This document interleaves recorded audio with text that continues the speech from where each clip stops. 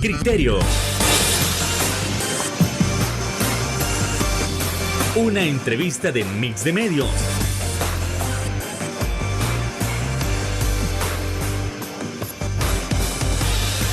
Que aborda frontalmente los problemas de El Salvador con los verdaderos protagonistas y plantea soluciones.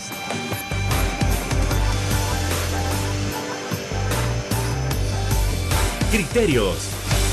¿Qué tal? Muy buenas noches, sean todos y cada uno de ustedes bienvenidos a una nueva emisión en su programa Criterios en este jueves 6 de octubre del año 2022. Y qué gusto que nos pueda acompañar para continuar analizando esos temas tan importantes que han sucedido en los últimos días en nuestro país. En primer lugar, vamos a estar analizando cuál es el nivel de libertad de expresión que tienen las y los diputados de la Asamblea Legislativa. Vamos a continuar analizando parte de las encuestas de la Universidad Francisco Gavidia y de Fundaungo también, y además vamos a analizar cómo se está preparando la oposición para 2024 o si en efecto hay que competir como una unidad o es que cada quien debe seguir por su propio camino. Eso lo vamos a discutir, lo vamos a analizar, cada uno de esos criterios, con nada más y nada menos que la honorable diputada de la Asamblea Legislativa por el partido Vamos, Claudia Ortiz. Diputada, ¿qué tal? Muy buenas noches. Hola, muy buenas noches. Muchas gracias por la invitación al programa Criterios. También un saludo a la audiencia de Canal 8. Gracias por la sintonía y será un gusto poder discutir diferentes temas de país. Y desde luego encantado que haya aceptado nuestra invitación y vamos entrando en materia respecto a ese primer tema que es cuál es la libertad o el nivel de libertad de expresión que deben tener las y los diputados de la Asamblea Legislativa. Y bueno, ¿a qué viene el tema en todo caso? Pues como ustedes sabrán, desde la semana pasada se viene dando una disputa en el partido Gana por unas declaraciones de parte del diputado Romeo Auerbach. Entonces, por una parte dicen algunos que, mire, es que él se ha equivocado y qué bueno que pidiera disculpas. Y por otro lado se menciona, mire, él no estaba equivocado, él de verdad dijo algo sumamente importante, como que tal vez está trabajando de una manera muy lenta o no de la manera en que la población está esperando. Entonces, a fin de cuentas, ¿un diputado debe tener libertad de expresión o es que él le debe obedecer a su bancada o a la bancada vecina? Diputada. Bueno, mire, si un diputado no puede tener libertad de expresión, entonces ¿para qué es diputado? Porque uno como diputado no habla por sí mismo, no habla solamente por su propio interés, no debería ser así. Hablamos como representantes del pueblo y cualquier declaración que demos, cualquier opinión que demos en el ejercicio de nuestro cargo está protegida por la Constitución de la República. La Constitución de la República habla de eso en uno de los artículos sobre las facultades de los diputados y al ser representantes de la población y tener el deber de también hacer un control, una revisión de lo que se hace con el poder. Al ser representantes del pueblo, la Constitución protege cualquiera de nuestras declaraciones. Por eso hay que hacerlas de forma muy responsable. Pero también creo que el diputado tenía un punto muy válido al decir que no se estaban analizando propuestas de temas que para la población son importantes. Él hablaba del tema de pensiones y le diré, hay otras propuestas también que hemos presentado de parte de los partidos de oposición, su servidora, y no solo propuestas que hemos hecho en nuestro despacho, propuestas que hemos acompañado desde la ciudadanía y diferentes sectores sociales importantes como el sector trabajador, el sector de las organizaciones de mujeres y otros también, o las organizaciones de jóvenes que no han pasado. Y también propuestas que hemos construido con la gente y otras que vienen siendo demandas históricas, literalmente, como por ejemplo las de las víctimas de violaciones a derechos humanos durante el conflicto armado.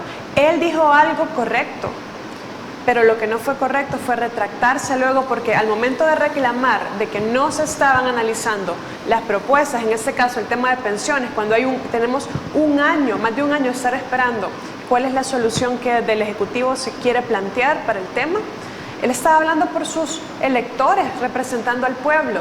Desdecirse de eso significa entonces que los diputados son esclavos de un guión publicitario. Los diputados se deben ¿a quién? Al pueblo, se deben a un grupo de poder específico. Ok. También causó reacciones con el presidente en su cuenta de Twitter. A ver, se estaba refiriendo a que Romeo Auerbach es un caballo de Troya. Mire, más allá de lo que se haya dicho, es evidente que no aceptan la más mínima crítica. Y eso es un signo bien importante de inmadurez política y de inmadurez emocional también. Porque si uno está en un cargo público, evidentemente van a haber personas que van a estar en desacuerdo con lo que uno piensa, con lo que uno defiende. Y eso creo que es normal. Incluso dentro de las mismas instituciones a las que pertenece uno como político, ¿verdad? Es como que yo me enojara porque allá en Los Ángeles la gente no estaba de acuerdo con que yo estuviera ahí o porque no estaban de acuerdo con mi forma de pensar. Yo me iba a enojar por eso, por supuesto que no. Me iba a extrañar, me iba a ofender, por supuesto que no, porque es lo más normal en la democracia. No podemos entregar algo que fue un avance tan importante después de los acuerdos de paz y después de haber vivido una guerra donde teníamos miedo de decir durante ese contexto lo que se pensaba. No podemos regresar a eso. Uno de los pilares fundamentales de la democracia es la posibilidad de que haya diversidad de pensamientos y que en esa diversidad de pensamientos haya respeto y haya la posibilidad de estar representados. La libertad de pensamiento y la posibilidad de expresar y defender ideas políticas, aunque sean diferentes, es algo que no podemos renunciar y creo que hay que defenderlo. Es un mal precedente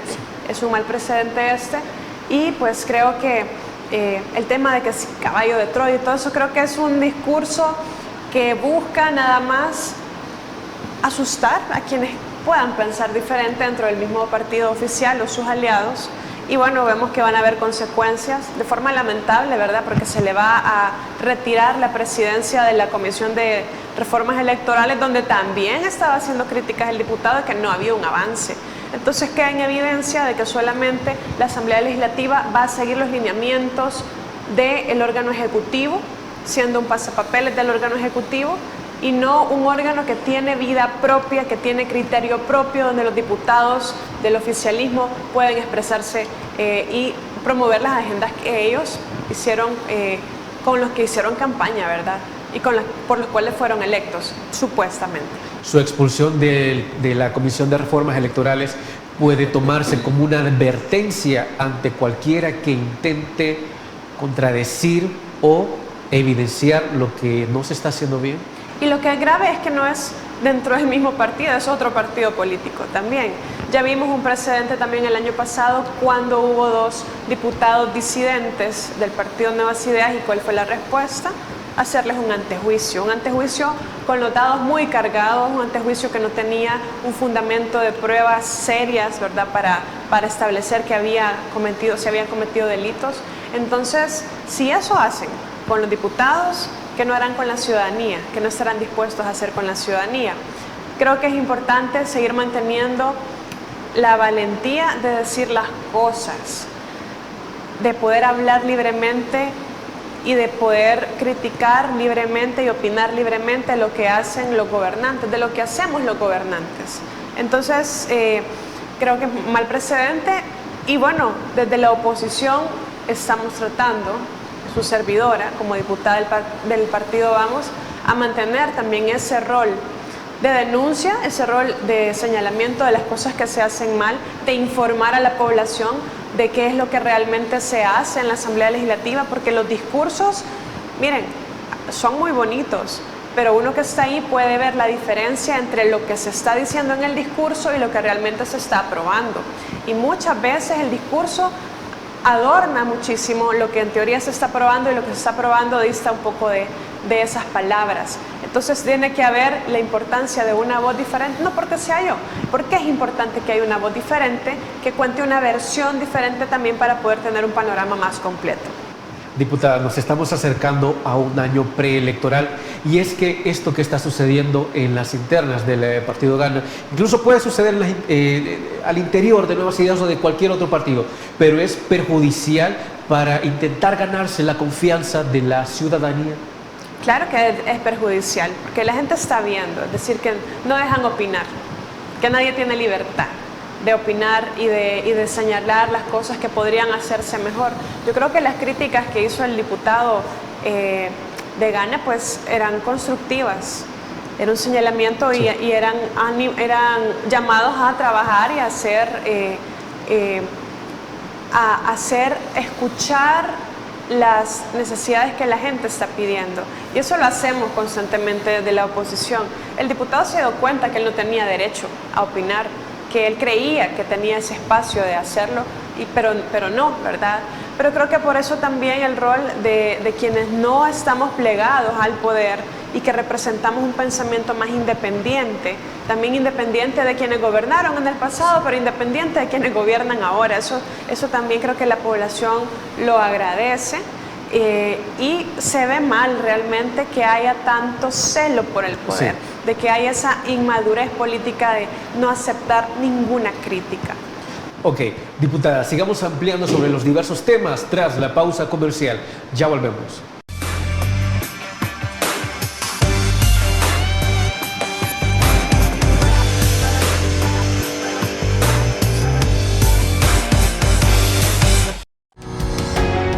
Samvar, una empresa que cree en la sostenibilidad ecológica y en la cultura de productos biodegradables en El Salvador, decididos a proveer las mejores soluciones en limpieza, porque cuidar el medio ambiente es tarea de todos.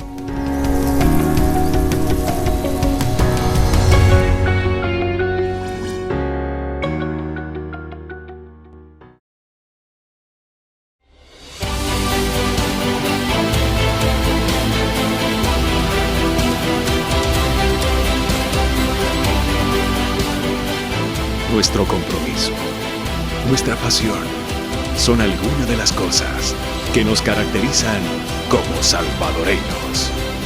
Farmacia La Buena, la farmacia de todos.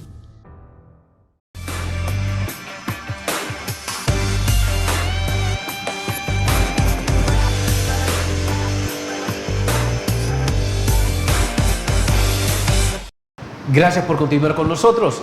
Y el segundo tema a abordar en esta ocasión es cómo se está preparando la oposición o los diversos partidos de oposición rumbo al año preelectoral, que será este 2023, donde tienen que hacer elecciones internas para prepararse hacia 2024. Parte de esto quiere decir si realmente los partidos de oposición están preparados para afrontar las próximas elecciones. Diputada. Mire, evidentemente la situación, digamos, de fuerza y de popularidad y también de recursos, sobre todo porque el uso de los recursos públicos para hacer propaganda para un partido específico, para el partido oficial, es bastante descarado, y todos estos implican retos para los partidos que no somos oficiales y que estamos buscando también ganar más espacios. Bueno, hablo por el partido Vamos, y la tarea está planteada, ¿verdad? Para las próximas elecciones tenemos que jugar ese rol, tenemos que hacer la labor que nos toca para representar una visión diferente de la que nos está gobernando, y también para representar a todas aquellas personas que se sienten preocupadas, con incertidumbre sobre la manera en la que se gobierna. Vamos a iniciar todo el proceso. Hemos estado en diferentes conversaciones y hemos estado en diferentes también procesos de diálogo con sectores también diversos de la vida social, escuchando cuáles son sus preocupaciones, cuáles son sus necesidades, cuáles son los temas que consideran deberían estarse tratando en nuestro país, pero que están prácticamente olvidados. Temas como, bueno, la protección a los derechos humanos, la independencia judicial, temas como el alto costo de la vida y la necesidad de proteger a la población más pobre y más vulnerable en medio de esta crisis de inflación que se vive a nivel mundial, pero que también en nuestro país no se están tomando las medidas certeras y efectivas para proteger a la gente más vulnerable. También temas ambientales, de acceso al agua, por ejemplo. Hemos estado dialogando con líderes de juntas de agua, hemos estado dialogando con activistas ambientales también con el sector laboral y de sindicatos. Sí. Creo que sobre todo ante el tema del alto costo de la vida, el sector laboral y los derechos laborales se ponen mucho más en riesgo, ¿verdad? Entonces hay muchas cosas que están en discusión y que la idea es poder generar un proyecto político alternativo, un proyecto político, una visión de país que sí tenga como centro la dignidad humana, sí tenga como centro la justicia social, la inclusión de las personas más vulnerables. Creo que darle forma a eso que viene siendo, ¿qué le vamos a ofrecer al país? ¿Qué ideas, qué propuestas? ¿Verdad? Y el trabajo que se ha hecho desde la Asamblea Legislativa ha ido acompañando también esa labor de diálogo y de acompañamiento, valga la redundancia, sí, a sectores que necesitan que se les abran las puertas del Estado, de las instituciones y que las tienen cerradas prácticamente.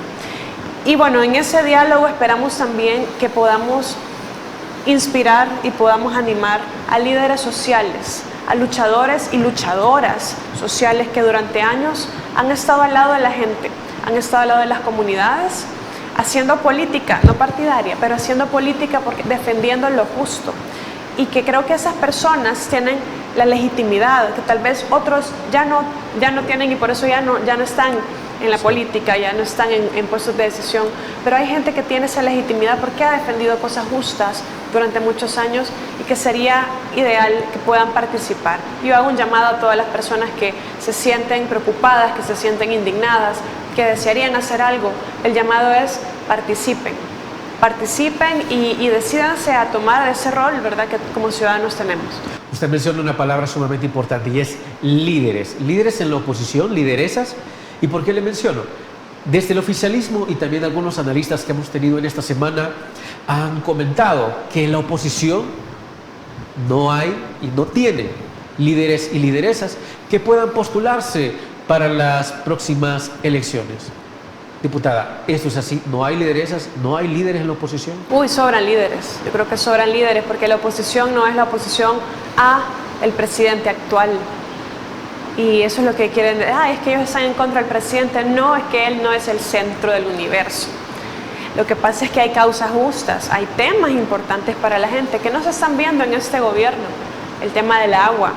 Se hizo una ley de recursos hídricos que no funciona. Que no está funcionando adecuadamente, no ha entrado en vigencia de una manera adecuada todavía, pero más que eso, que hace que quienes han luchado por sus comunidades y que tengan acceso al agua, como las juntas de agua, queden penalizadas económicamente y no se escuchó a quienes hacen esa labor. Se escuchó, pero no se les hizo caso.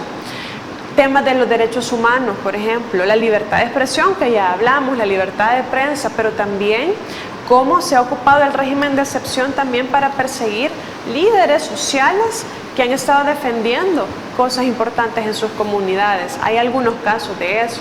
Y también cómo se han tomado decisiones en contra del interés económico del país, como la ley del Bitcoin, o comprar Bitcoin, o endeudarnos para implementar todo esto del Bitcoin que no ha funcionado y ha sido un fracaso o una gran estafa, la verdad. No lo podemos todavía saber, queda la pregunta.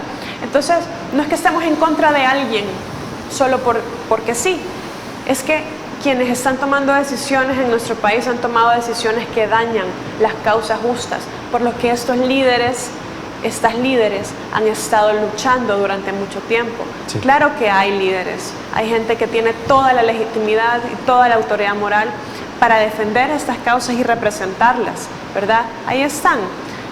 Evidentemente quienes no están en esas causas no lo van a ver porque quizás lo que los mueve es otra cosa.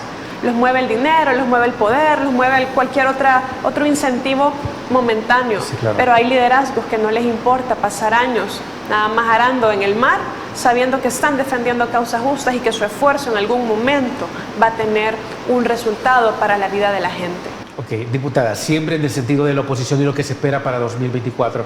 Hay algunos analistas que dicen que la oposición no debería presentarse a las elecciones ni presidenciales ni legislativas. Por otra parte, el oficialismo menciona que la oposición no tiene ninguna posibilidad para poder conseguir siquiera un curul para 2024. ¿Es cierto eso? ¿No hay oposición para 2024? No, eso es lo que quieren decir. Y es que aquí tenemos una práctica de repetir y repetir mentiras para que se conviertan en una verdad en el imaginario de la gente. Claro que hay oposición, claro que la gente... Y mire, es que no digamos oposición, además que la oposición es muy variada, ¿verdad? Sí. Es muy variada y de todo un poco, pero yo hablo de quienes queremos un país diferente, de quienes queremos que se gobierne con transparencia, que se respete los derechos de los ciudadanos, que se respete la libertad de expresión, que se respeten los fondos públicos, que no se nos escondan las cosas. Quienes queremos que realmente se le apueste a la justicia social y que no estemos apostándole a ideas fracasadas o abusivas, sí, como hacer del Bitcoin una moneda de curso legal, como para qué, ¿verdad? Y que usar fondos públicos de un país pobre y endeudado en algo que no funciona.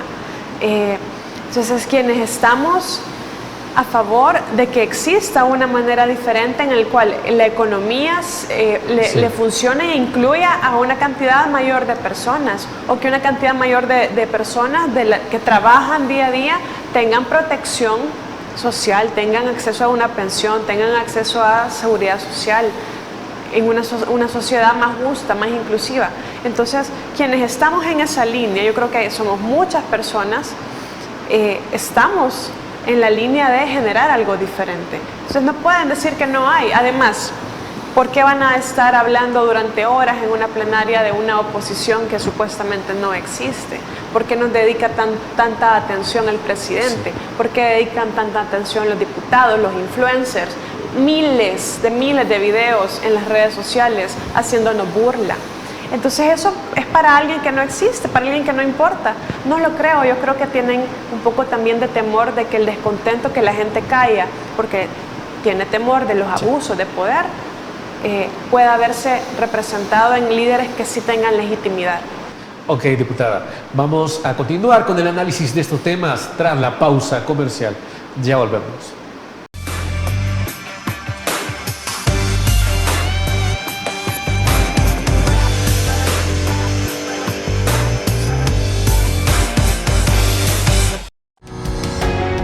Samvar, una empresa que cree en la sostenibilidad ecológica y en la cultura de productos biodegradables en El Salvador, decididos a proveer las mejores soluciones en limpieza, porque cuidar el medio ambiente es tarea de todos.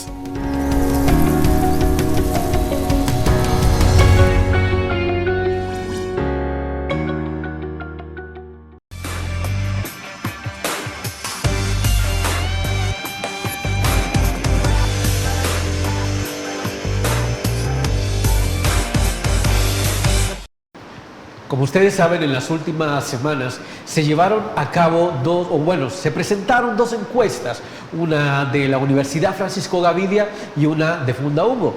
Desde luego que algunos de nuestros analistas han planteado o han puesto sobre la mesa la comparativa de ambas encuestas.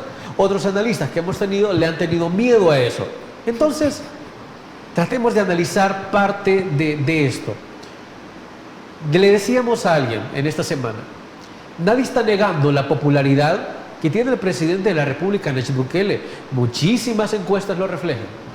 Pero eso varía muchísimo con la pregunta que hacía la Universidad Francisco Gavidia en su encuesta sobre si la gente estaba de acuerdo o no con la reelección. Y aquellos que están de acuerdo representan el 60%. Diputada, ¿es que estos datos, esta comparativa entre la popularidad que sostiene el presidente y la situación de la reelección es normal? ¿Le extraña que la gente solo quiera en un 60% y no en un más del 90%? Bueno, evidentemente una cosa no es igual a la otra. La aceptación que tenga un presidente no implica automáticamente la aceptación de violar la Constitución para mantenerlo y que se perpetúe en el poder. Y la gente entiende eso. Nuestra historia ha sido una historia de autoritarismos militares que se logró romper a partir de más o menos 1979. Sí. Fue donde fue acabando más o menos el periodo de las dictaduras o de los autoritarismos militares, y hay un sector de la población que recuerda eso, y que han habido intentos sucesivos en nuestro país de quererse perpetuar en el poder. pero todas las constituciones lo han prohibido. Entonces, por lo tanto, no es automático el hecho de pensar, sí, yo estoy de acuerdo con lo que está haciendo este gobernante, y decir, sí, estoy de acuerdo también que viole la Constitución para que siga. Yo le pongo un razonamiento.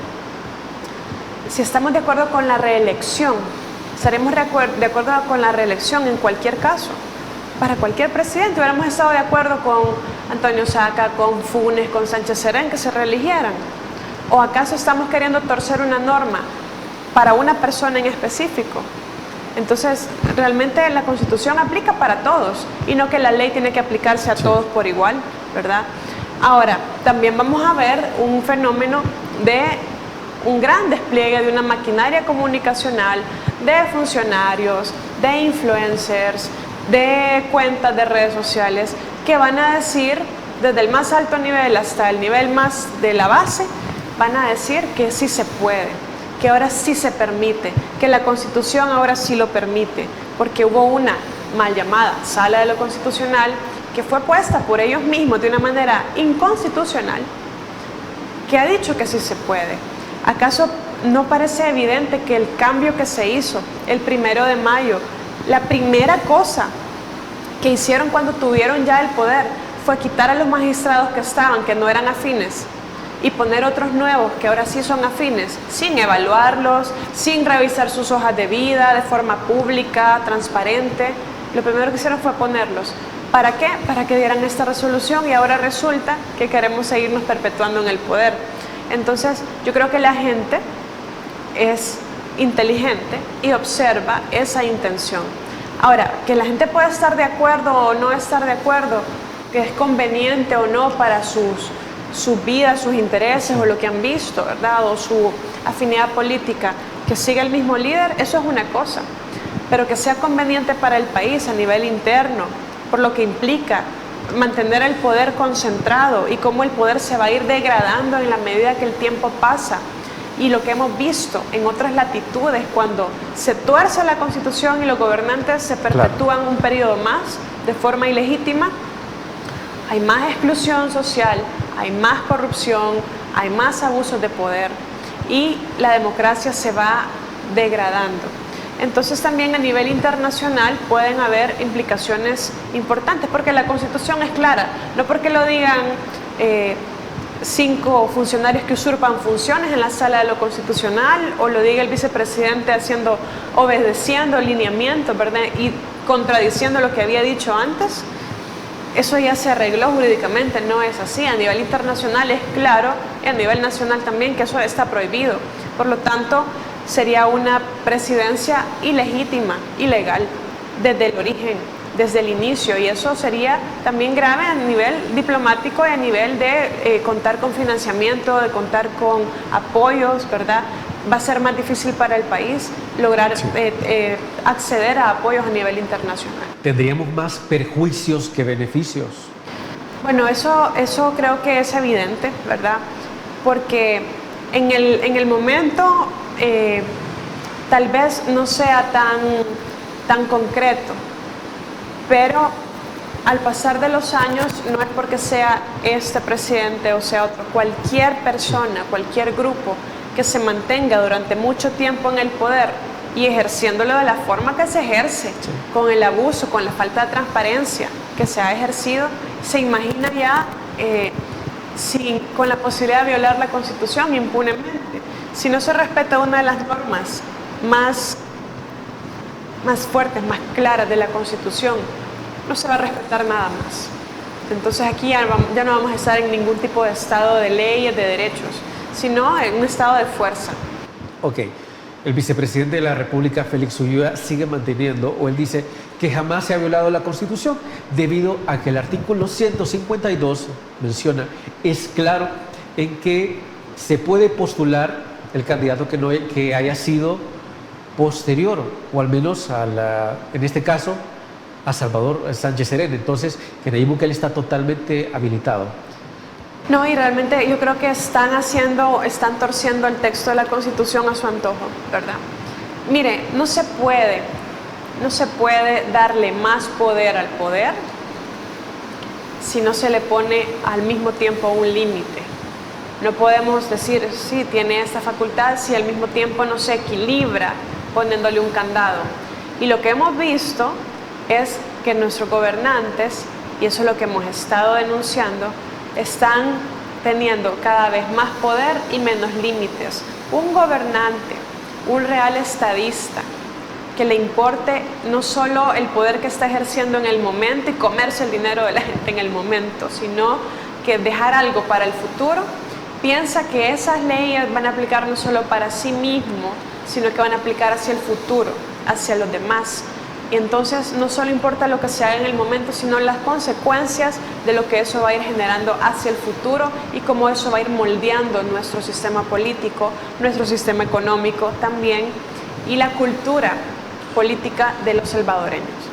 Diputada, entiendo que usted está enterada de estas comparativas con Estados Unidos, que se menciona si ellos pueden tener su reelección, ¿por qué El Salvador no lo va a poder tener? Sí, bueno, es porque la Constitución de Estados Unidos lo permite. La regla fundamental lo permite, pero no lo permite de una manera sin límites. Lo permite solo por una vez. El periodo presidencial es más corto y además está el mecanismo del impeachment, que es el mecanismo del cual las cámaras legislativas, el órgano legislativo estadounidense puede iniciar una destitución del presidente de la República si comete delitos o si comete acciones ilegales, ¿verdad? Entonces hay un contrapeso y es otro tipo de historia, otro tipo de cultura política en la cual no se busca perpetuarse en el poder, no han tenido historias de dictaduras y militarismo como sí lo hemos tenido en El Salvador. Y hay otras constituciones donde no permite la reelección, ¿verdad? Entonces, como ya lo dije, no podemos pensar que vamos a dar más poder si no lo quitamos de otro lado, porque entonces el balance queda desequilibrado. Y aquí lo que se está haciendo es un desequilibrio importante de poder dar 5 años más a una persona para que siga gobernando, violando la Constitución, pero no se le pone otro candado en el mismo momento.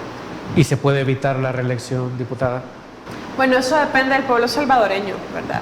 Eso depende del pueblo salvadoreño y considero que hay que hacer un llamado a la sensatez. Aquí no se trata, como ya lo dije, de oponerse por la persona en específico. No se trata de eso. Se trata de qué es lo más conveniente para el país. Si hay un proyecto político que se considera bueno o exitoso, puede reelegirse el partido. Eso lo hemos visto.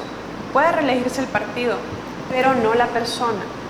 Creo que tendría consecuencias negativas para la democracia de El Salvador. Se estaría cruzando una línea roja muy importante, también a nivel económico, en el sentido de que vamos a tener el poder más concentrado y la posibilidad de controlar los factores económicos del país, y eso va a tender hacia la injusticia, eso va a tender hacia la exclusión de las personas más vulnerables y a que quienes siempre han tenido el poder económico también lo mantengan sin ningún tipo de observancia de la legislación y de los derechos de los demás. Entendido, diputada. Bueno, vamos a nuestra siguiente pausa comercial. No nos cambie, ya volvemos.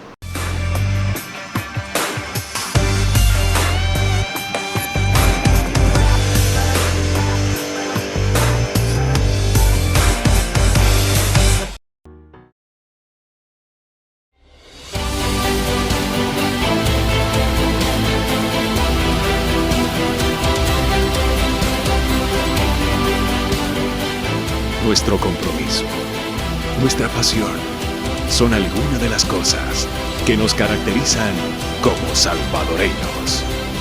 Farmacia La Buena, la farmacia de todos.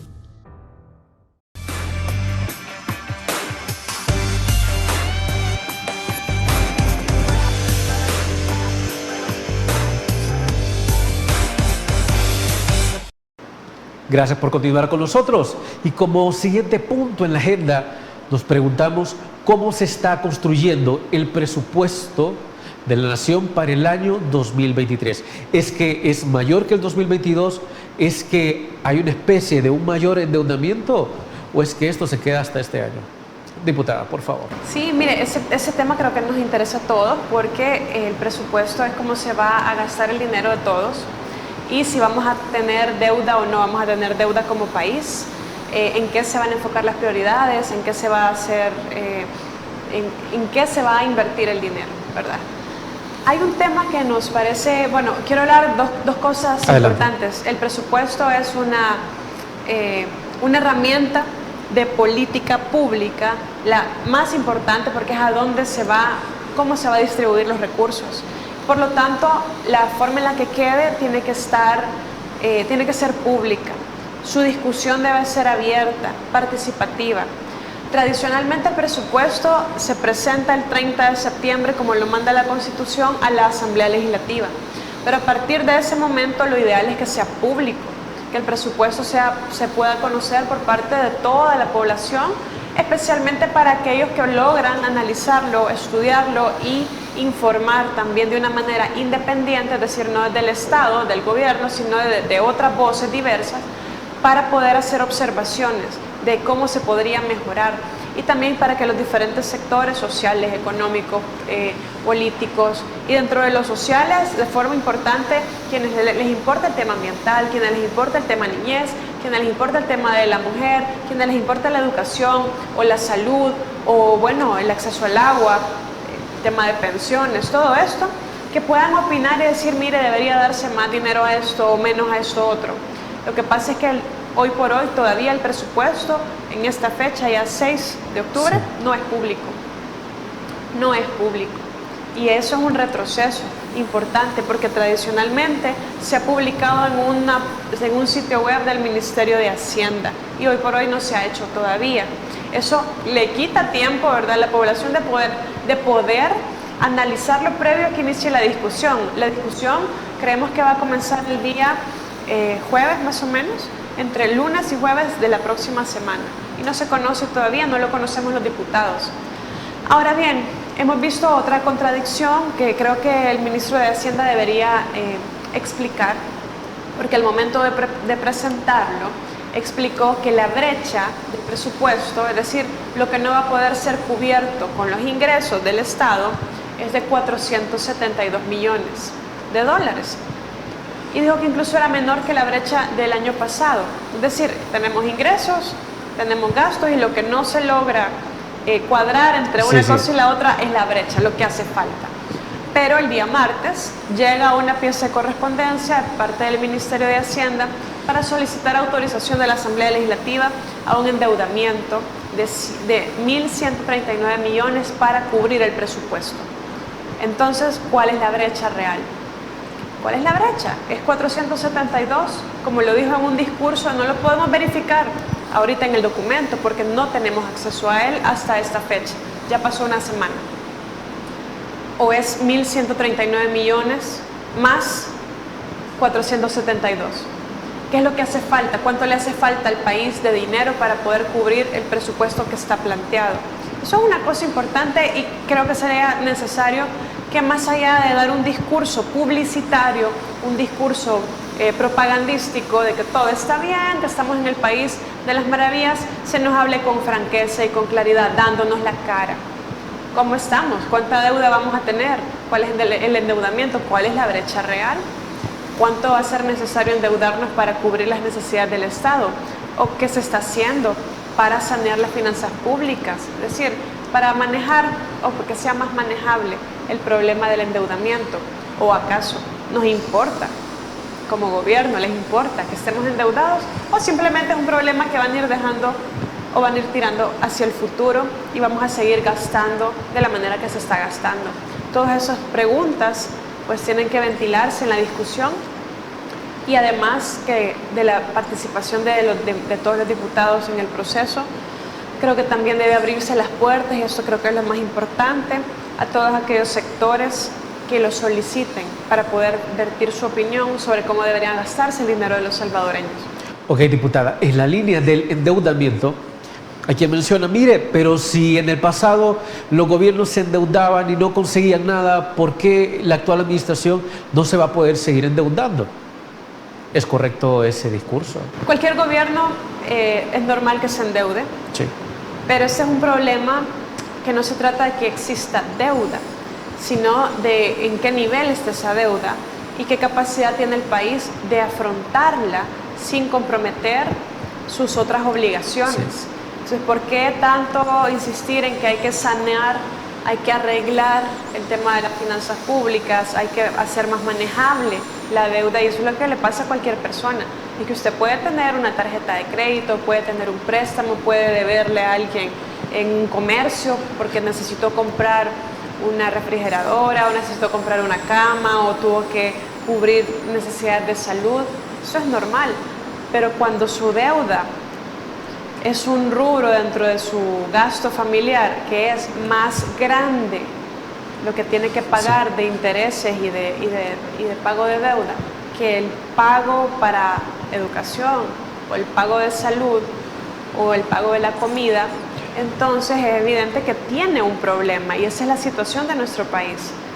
Así como observamos los datos de la ejecución del presupuesto del 2022, si el mismo comportamiento lo trasladamos al 2023, es probable que el gasto para pagar deuda sea mayor que incluso que el gasto de educación.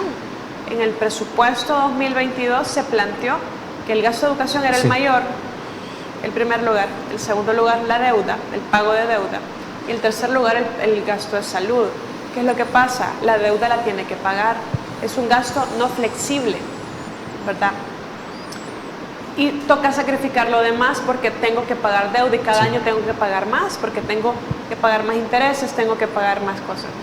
El gobierno ha hecho algunos esfuerzos y ha implementado algunos mecanismos como la recompra de bonos para tratar de manejar esto, pero no ha sido suficiente, no es algo integral y no se toca también el lado del gasto. La necesidad de una política de austeridad, de tener racionalidad en el gasto, ¿verdad? Entonces, todavía ahí falta bastante. Desde luego. Bueno, última pausa comercial, ya volvemos.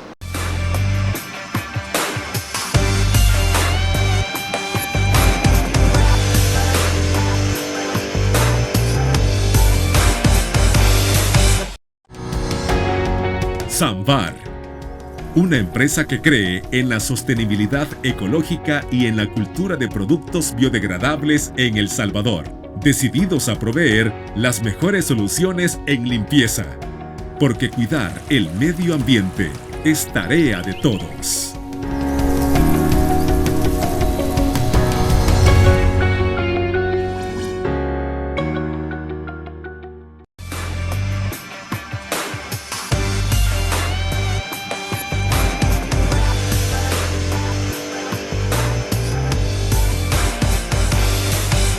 Y es que hasta la fecha el Estado tiene la capacidad de cubrir todas sus obligaciones, tiene la capacidad para no caer en impago ahora y en el futuro, diputada. Bueno, creo que en impago no vamos a caer, ¿verdad? Creo que De eso estamos seguros. Creo que eso no es una posibilidad tan inminente, pero también llama la atención algunos movimientos que se han hecho. Por ejemplo, tenemos conocimiento de que se ha emitido un anuncio para la emisión de letes, ¿verdad? Se ha hecho un anuncio para la emisión de letes, de letras del Tesoro, por alrededor de 270 millones para terminar el año. También hubo una solicitud el martes en la Asamblea Legislativa para que se reorientaran o se pudieran asignar 56 millones a gasto corriente, es decir, a salarios, a alimentación de policías y a otras cosas. Entonces hace pensar, ¿será que esto no lo presupuestaron bien o el dinero que estaba presupuestado para eso se ocupó para otra cosa? Aunque de cualquier manera entiendo que ustedes no pueden saberlo por la cuestión de los bajos niveles de transparencia que mencionan.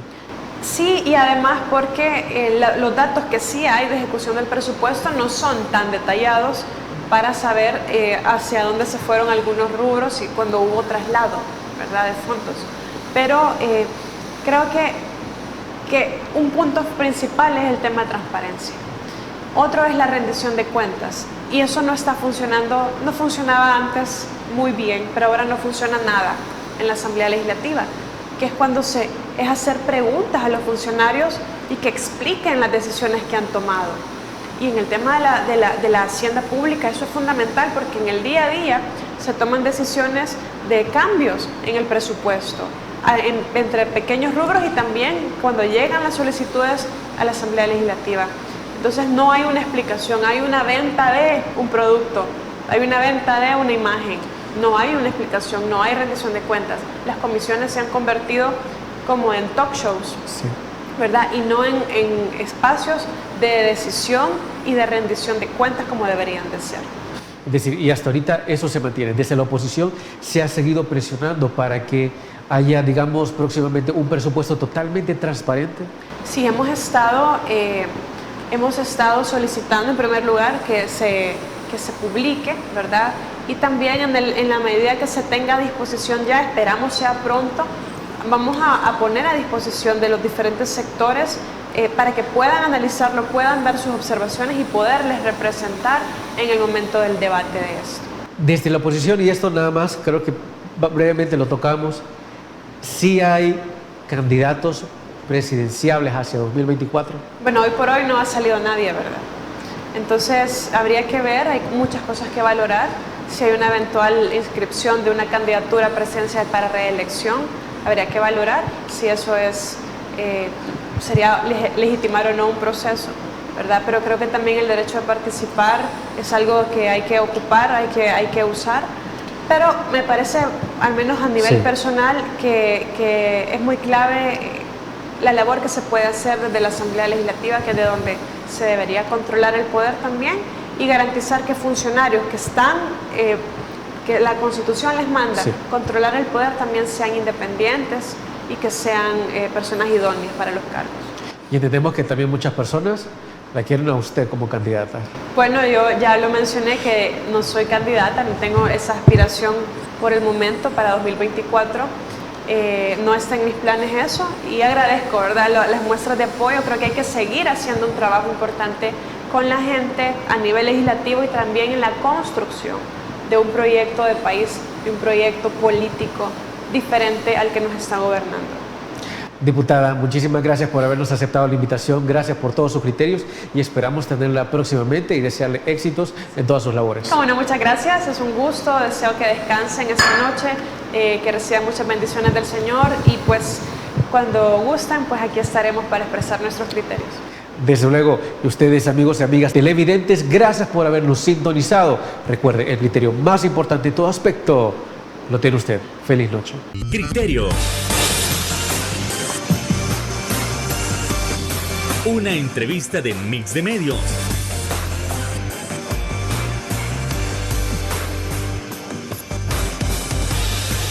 Que aborda frontalmente los problemas de El Salvador con los verdaderos protagonistas y plantea soluciones.